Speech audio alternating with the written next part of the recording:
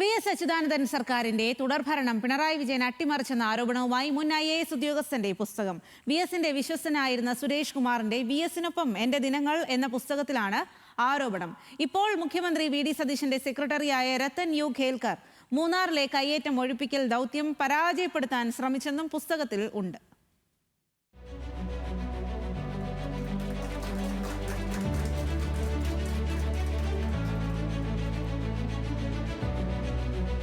സർക്കാരിന്റെ തുടർഭരണം അട്ടിമറിച്ചത് പിണറായി വിജയനാണെന്ന് വി.എസ്. അച്യുതാനന്ദൻ തന്നോട് പറഞ്ഞെന്നാണ് പുസ്തകത്തിൽ സുരേഷ് കുമാർ IAS ആരോപിക്കുന്നത്. അപ്രതീക്ഷിത തോൽവിയെ തുടർന്ന് പ്രതിപക്ഷ നേതാവായ വി.എസിനെ കാണാൻ ഞാൻ കന്റോൺമെന്റ് ഹൌസിലെത്തി. ഒരു രണ്ടാം വി.എസ്. സർക്കാരിന്റെ സാധ്യതയെ പിണറായി വിജയന്റെ നേതൃത്വത്തിൽ തകർത്തെന്ന് വി.എസ്. തന്നോട് പറഞ്ഞെന്ന് സുരേഷ് കുമാർ എഴുതുന്നു. 14 മണ്ഡലങ്ങൾ പറഞ്ഞു.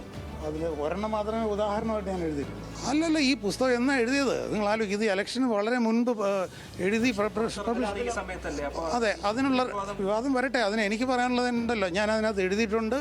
അതിനകത്തുള്ള എവറി വേർഡ് ഞാൻ ഡിഫെൻഡ് ചെയ്യാൻ ബാധ്യസ്ഥനാണ്. ഞാൻ ചെയ്യും. മുഖ്യമന്ത്രിയുടെ ഓഫീസിലെത്തുന്ന ഫയലുകൾ private secretary S. Rajendran, political secretary KN Balagopal, special private secretary N. Chandrasekhar Panicker എന്നിവർ AKG സെന്ററിൽ എത്തിച്ചിരുന്നു. AKG സെന്ററിൽ നിന്നുള്ള കുറിപ്പ് സഹിതമാണ് ഫയലുകൾ മുഖ്യമന്ത്രിയുടെ ഓഫീസിൽ തിരികെ എത്തിയിരുന്നതെന്നാണ് മറ്റൊരാരോപണം. മൂന്നാർ ദൗത്യം അട്ടിമറിക്കാൻ രത്തൻ യു ഖേൽക്കർ ശ്രമിച്ചു. CPIയുടെ ഓഫീസ് കെട്ടിടം പൊളിക്കാൻ സബ് കളക്ടറായിരുന്ന രത്തൻ അമിതാവേശം കാട്ടി. ഇത് ഗൂഢാലോചനയുടെ ഭാഗമായിരുന്നെന്നും VSനെതിരെ CPI കിട്ടിയ ആയുധമായി ഇത് മാറിയെന്നും സുരേഷ് കുമാറിന്റെ പുസ്തകത്തിലുണ്ട്. അപ്പം ഞാൻ അവിടെ ചെല്ലുമ്പോൾ ആദ്യം നോക്കുന്നത് ഇവിടെ ഈ കയ്യേറ്റങ്ങൾ ഇത്രയും വരുന്നതിന് കൂട്ടുനിന്ന ആരൊക്കെയാണ്, ഉദ്യോഗസ്ഥന്മാർ ആരൊക്കെയാണ്. അപ്പം ആ ഫയലുകൾ നോക്കുമ്പോൾ തന്നെ എനിക്കറിയാം അതിനകത്ത് അവിടെ ഉണ്ടായിരുന്ന ആൾക്കാരിൽ ഈ രത്തൻ കേൽക്കറുടെ ഫയൽ ഞാൻ കണ്ടു.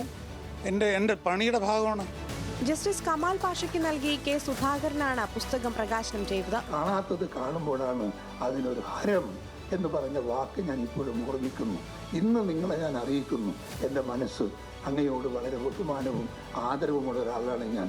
എല്ലാ എതിർപ്പുകളെയും അതിജീവിച്ചുകൊണ്ട് മുൻപോട്ട് പോകുന്ന ഒരു കരുത്തനായ ചെറുപ്പക്കാരൻ എന്ന നിലക്ക് അങ്ങേക്ക് ജനമനസ്സിൽ സ്ഥാനമുണ്ട് എന്നത് പറയാതിരിക്കാൻ നിർവാഹമില്ല.